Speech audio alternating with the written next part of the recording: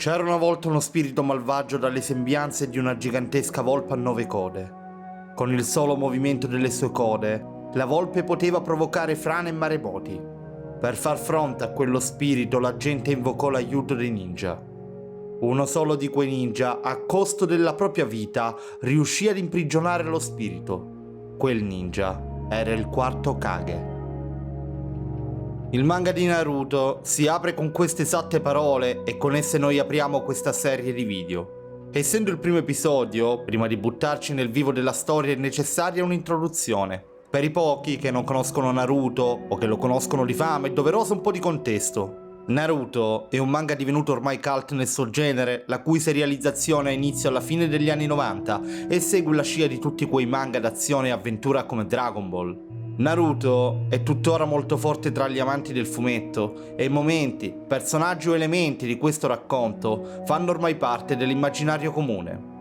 Naruto è stato un manga che per molti di coloro nati alla fine degli anni 90 o all'inizio degli anni 2000 è stato, almeno qui in Italia, un vero entry point alla lettura di fumetti giapponesi. È naturale quindi che in moltissimi ne possiedano un bel ricordo e ci sono affezionati. La forza di questo manga sta infatti nella sua natura intrinseca di romanzo di formazione. Il protagonista è molto giovane, un preadolescente, proprio come si presume lo sia il lettore. Nel corso di questa storia, il protagonista impara delle lezioni, cresce e seppur in chiave fantastica, si trova ad affrontare le difficoltà della crescita e del mondo degli adulti, insieme a tutta una serie di difficoltà che un preadolescente può incontrare. Se avete un figlio, un nipote, un fratello o se voi stessi state smettendo di essere bambini e vi state lentamente e inesorabilmente avvicinando all'età adulta, allora Naruto è il manga che fa per voi e non consigliarlo sarebbe follia. Per concludere, questa serie di video non solo andrà a riraccontare in maniera completa Naruto, dando qualche personale chiave di lettura, analizzandone i pregi e difetti, ma avrà anche qualcosina in più. Di Naruto ne hanno parlato praticamente tutti, in un modo o nell'altro, perché quindi non sfruttare il nutrito ed eterogeneo team di Alkill per fare qualcosa di unico? Naruto è un manga ricco di riferimenti estetici, narrativi o semplici influenze dal folklore, dalla mitologia e dalla storia giapponese. Sarà quindi nostro lavoro approfondire questi aspetti in dei video che saranno a metà tra l'approfondimento dell'opera e una vera e propria lezione di storia della cultura orientale. In questo video, per iniziare, analizzeremo la figura della volpe a 9 code, nota anche come Kitsune. Nei prossimi parleremo della figura del ninja, del chakra, di alcune armi particolari e così via. Se ci sono miti, leggende o altri elementi giapponesi che pensate siano adatti a questa rubrica e presenti nel manga di Naruto, fatecelo sapere nei commenti perché ogni risposta sarà ben accetta. Ma direi di iniziare, l'introduzione è stata anche fin troppo lunga.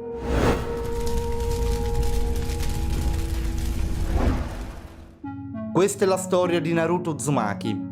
La storia si apre raccontandoci in poche righe la nefasta calamità della volpe a 9 code che si batté sul villaggio della Foglia. Ci viene raccontato di questa creatura gigantesca come un kaiju e di un eroe, il quarto Kage. La storia poi ci porta subito nel periodo presente e ci viene subito presentato il giovane Naruto, un protagonista piuttosto insolito per gli standard dei manga per ragazzi. Sin da subito Naruto è presentato come un vero combinaguai, un orfano irrispettoso delle autorità e delle regole. All'inizio della storia, Naruto deve sostenere un esame per diventare un ninja, ma sembra totalmente negato con anche solo le tecniche più basilari e per questo viene bocciato. Iconica è la vignetta di Naruto sull'altalena che guarda i propri compagni di accademia ottenere il titolo di ninja. Naruto si presenta già come un protagonista tutt'altro che banale, con più difetti che pregi, incapace sia sotto il punto di vista del combattimento che, cosa più importante, si dimostra incapace sia di relazionarsi con gli altri che ad esprimere se stesso al meglio. Dopo il fallimento, Naruto viene raggiunto da un losco figuro, un ninja di nome Mizuki, che gli suggerisce di appropriarsi di una pergamena contenente tecniche proibite. Naruto ruba la pergamena convinto di avere il permesso di un insegnante e passa la notte a studiare una delle tecniche contenute in esso.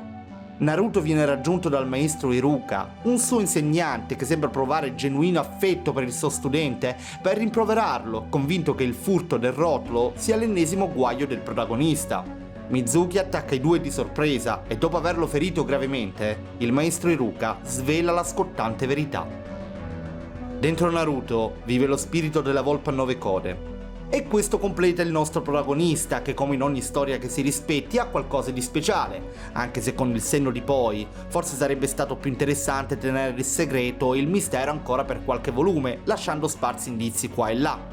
Il maestro Iruka protegge l'allievo da Mizuki in uno scontro piuttosto a senso unico. Tra lacrime, shuriken giganti e un nemico piuttosto banolotto introduttivo, Naruto tira fuori la grinta e in una bellissima tavola mostra la tecnica imparata dal rotolo.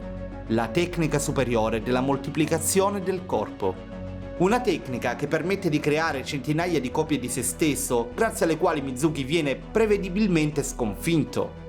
Naruto viene promosso ninja, ma il suo sogno è diventare Hokage, il più forte ninja del villaggio, nonché suo leader. Ma parleremo meglio della figura dell'Hokage tra diverso tempo. Un inizio un po' incerto, ma con tante idee davvero brillanti. Nel prossimo video introdurremo il resto del cast dei protagonisti, il tenebroso Sasuke, la dolce Sakura e il maestro Kakashi. Ma il video non è finito. Passiamo ora all'approfondimento della volpe a 9 code, la cui leggenda e mistero è presente nella primissima pagina.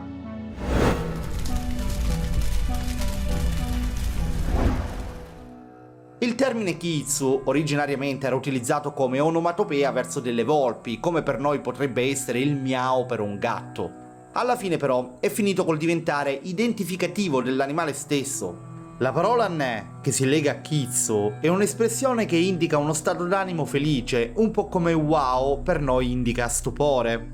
Questo a confermare la visione della volpe nel folklore giapponese come quella di un animale tendenzialmente benevolo. La kitsune è uno dei tanti innumerevoli yokai della mitologia giapponese. Alcuni correnti della tradizione dividono la kitsune in 13 tipologie distinte dalle doti soprannaturali. Per esempio le kitsunebi, dette anche volpi di fuoco, anche se alcune correnti di pensiero le considerano un tipo di yokai a parte. Principalmente però ci sono due classi distintive, le zenko e le yako. Le prime, associate al kami o inari, divinità riconosciuta sia dal buddismo di stampo giapponese che dallo shintoismo, sono le volpi bianche che fanno da messaggere per quest'ultimo e sono creature benevoli.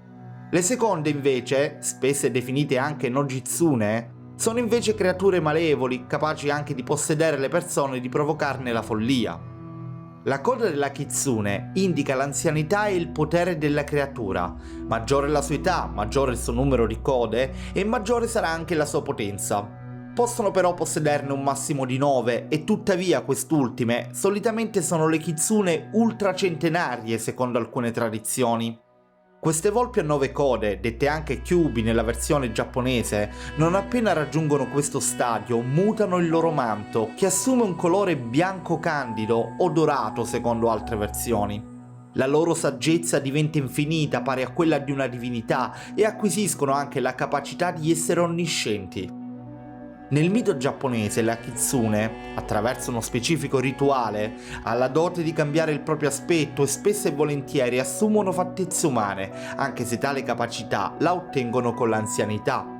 A volte quella di saggi anziani, a volte le sembianze di belle donne. Era pensiero comune nel medioevo giapponese, infatti, quello di credere che le fanciulle che si aggiravano da sole di notte fossero in realtà delle kitsune. Queste creature, tuttavia, per quanto potessero alterare il loro aspetto, non riuscivano a far sparire la loro coda, che quindi dovevano far di tutto per tenere nascosta, onde evitare di essere scoperti.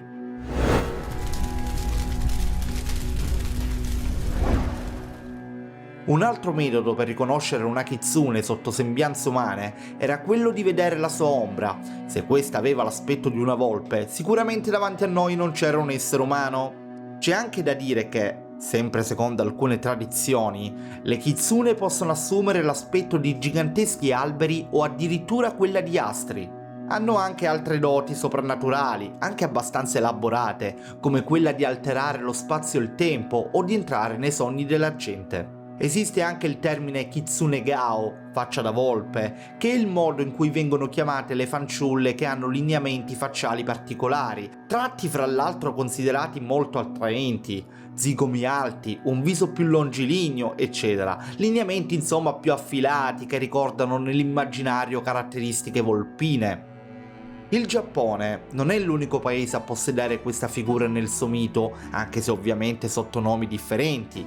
In Cina c'è Huli Hing, spirito volpe, anch'esse come la kitsune giapponese possono essere creature benevole o malevole. C'è poi la coreana Kumio, che letteralmente si traduce come volpe a 9 code. Ve ne traccia persino in Occidente nelle favole di Esopo, tanto da portare gli studiosi a credere che molto probabilmente alcuni tratti comuni di queste creature sarebbero da ricondurre a delle antiche opere indiane, che al tempo avrebbero tratto ispirazione proprio dai racconti di Esopo, portando così queste caratteristiche a diffondersi e mescolarsi nel folklore orientale.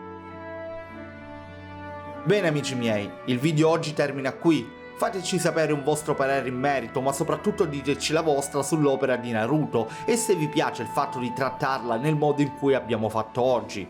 Io intanto ringrazio il buon Nick Stella del Mattino per la sua stesura e Nicola Camerlengo per le ricerche di stampo mitologico. Un saluto ai nostri abbonati, come sempre è doveroso, e se anche voi volete darci il vostro sostegno, sotto in descrizione, oltre tutti i nostri social, trovate i link utili per farlo.